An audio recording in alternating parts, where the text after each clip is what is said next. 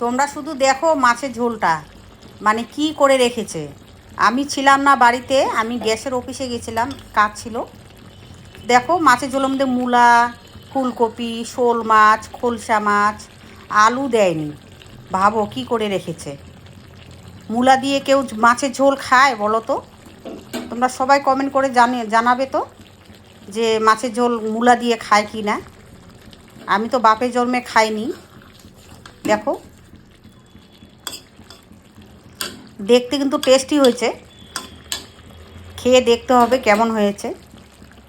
আমার বরের কাণ্ড। আর কার কার বর বাড়িতে রান্না করে সবাই কমেন্ট করে জানিও। কিন্তু তোমাদের সঙ্গে একটু মজা করলাম, আমার বর রান্না করে না।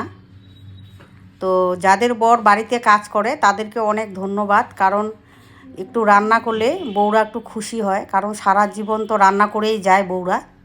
অনেক স্বামীরা আছে সাপোর্ট করে না বউদেরকে। বড়রা ভাবে যে আমি তো ইনকামাই করি, পয়সা কামাই করি, চাকরি করি, আমি কেন হেল্প করব বউকে। তো সেটা হলো কথা। আর সাথে একটু মাছ ভাজা রেখেছি, আর এখানে একটু মূলা শাক ছিল, তার মধ্যে একটা মূলা দিয়ে দিয়েছি। তো টেস্টি হবে খেতে। চলো তোমাদের কেমন লাগলো সবাই কমেন্ট করে জানিও। চলো, শুভ